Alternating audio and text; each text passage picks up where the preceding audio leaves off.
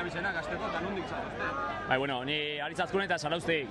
Ni Jon Zamakola Orillotik. Bueno, nola ikusten dugu eguna? Ikusi, eguna oso ondo, atzotik justu batzu etorri ginen, atzotik handana primeran, gaurre bai, ambiente bikaina, eta gero nik uste gainea, aparte sensazio honekin, bai partidoako, eta areta gehiago emaitza eta kopatxea emateko ez zaion. Bai. Fanzoan egon zate, nola ikusi zuen ambientia? Fanzona beteta dago, nik uste espero zuena baino jende askoz gehiago etorri gala.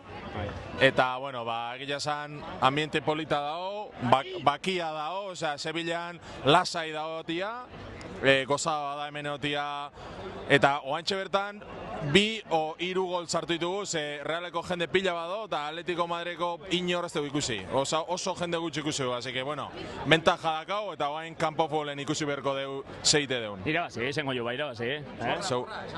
Esan porra.